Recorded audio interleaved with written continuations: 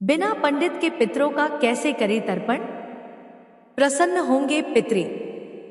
हिंदू धर्म में पितृपक्ष की अवधि को बहुत ही विशेष माना जाता है। इस अवधि में पितरों के निमित्त श्राद्ध, तर्पण और पिंडदान आदि किया जाता है।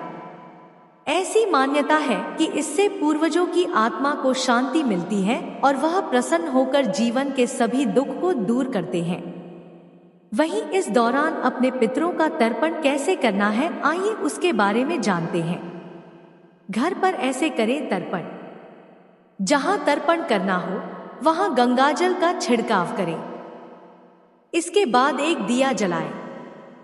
जिसका तर्पण करना हो उसका चित्र स्थापित करें। पितृ देवता के मंत्रों से उनका आवाहन करें। कुश की जूड़ी लेकर जल से भरे लोटे में डालें। फिर पितरों का नाम लेते हुए जल चढ़ाएं। इसके साथ ही दूध, दही, घी आदि को भी जल में मिलाकर अर्पित करें। तर्पण के समय ओम तर्पयामि मंत्र का जाप करें। पिंड बनाकर उन्हें कुश पर रखकर जल से सींचें। उनका प्रिय भोजन चढ़ाएं। फिर पितरों को श्रद्धांजलि अर्पित करें। अंत में पशु और पक्षियों को भोजन कराएं। तर्पण के पश्चात क्षमता अनुसार दान पुण्य करें। पितरों को प्रसन्न करने का आसान मंत्र। 1. पितृ देवताय नमः। 2. ओम आगच्छन्तु में पितर एवं गृहन्तु जलांजलिम। 3.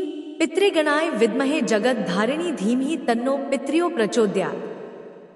पितृपक्ष के 16 दिनों में रखें। इन बातों का खास ख्याल, अनजाने में की गई गलतियां पड़ सकती हैं भारी। पितृपक्ष को बेहद महत्वपूर्ण समय माना गया है, जब लोग अपने पूर्वजों की अत्यधिक श्रद्धा के साथ पूजा करते हैं।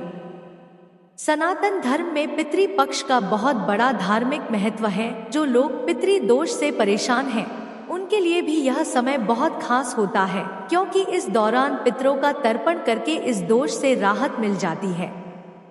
पितृपक्ष के दिनों को सबसे पवित्र दिनों में से एक माना जाता है, क्योंकि इस समय पूर्वज पृथ्वी पर आते हैं और 16 दिनों तक यहीं रहते हैं और सर्वपितृ अमावस्या पर पितृलोक में वापस चले जाते हैं। तो आइए पितृपक्ष के कुछ महत्वपूर्ण बातों को जान लेते हैं, जो इस प्रकार है। पितृपक्ष के दूसरे दिन जान ले ये बातें। 16 दिनों की अवधि के दौरान कोई भी तामसिक भोजन न करें। इन दिनों में ब्रह्मचर्य बनाए रखें, क्योंकि पूर्वज पृथ्वी पर आते हैं और वे अपने घर पर भी जाते हैं। इस दौरान नए कपड़े, जूते और मेकअप का सामान, सोना चांदी खरीदना पूर्ण रूप से वर्जित है। इस अवधि में गृह प्रवेश नहीं करना चाहिए। इस दौरान शराब और जुआ से भी दूर रहना चाहिए। आभूषण खरीदने से बचना चाहिए। बाल, नाखून और शेविंग करने से भी बचना चाहिए। इस समय रोका समारोह, सगाई समारोह और विवाह जैसे किसी भी शुभ कार्यक्रम का आयोजन अशुभ माना गया है। इसमें नया व्यवसाय व नई नौकरी शुरू करने से बचना चाहिए। पितृपक्ष का महत्व।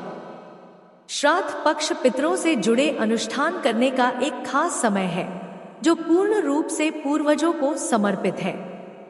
ऐसा कहा जाता है कि ये अनुष्ठान दिवंगत लोगों की आत्मा को शांति प्रदान करते हैं और उन्हें सांसारिक मोहमाया से मुक्ति दिलाने में मदद करते हैं। परंपरागत रूप से सबसे बड़ा बेटा या परिवार का कोई अन्य पुरुष सदस्य इन अनुष्ठान को पूर्ण करते हैं।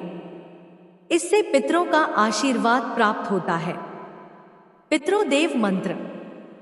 1. तत्पुरुषाय विद्महे महादेवाय च धीमहि तन्नो रुद्र प्रचोदयात्। 2. पितृगणाय विद्महे जगत धारिणी धीमहि तन्नो पितृयो प्रचोदयात्।